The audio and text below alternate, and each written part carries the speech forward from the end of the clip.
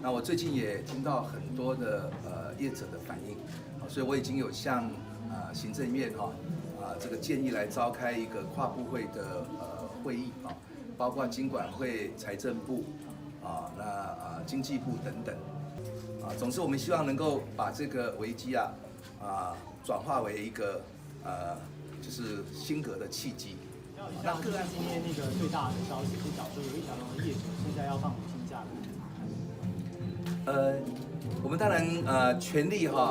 在陆客不来，我们自己来除了促进国旅秋冬游以外，我们现在也在规划要争取更多的国际观光客来到台湾，所以我们希望能够减少受陆客的这个冲击。那这个有一些这个媒体的报道，其实也显示过去所谓有一条龙这种就是旅行产业那变成说从那边在中国揽客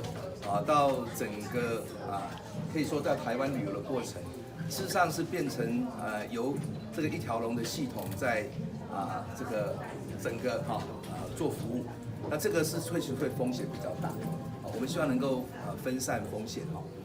这3年多来的努力，我们已经把陆客从4成降到差不多2.6%，那让我们的国际市场可以更平均，这个是我们的一个政策方向，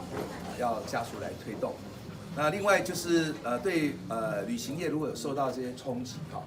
我们现在也建议行政院召开跨部会的会议，看怎么样能够对他们在有一些纾困融资或者是贷款上面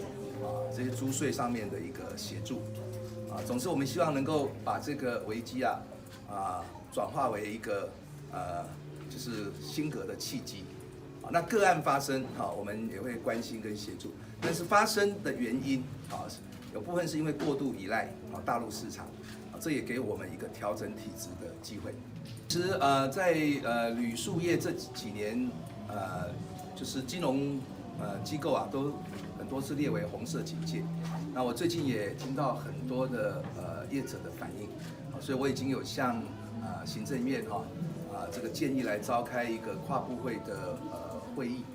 包括金管会、财政部经济部等等尤其是像比如说我们过去也修法通过对像房屋税跟地价税的减免，可是地方政府并没有在执行那这个怎么样来落实我们要出面来协调。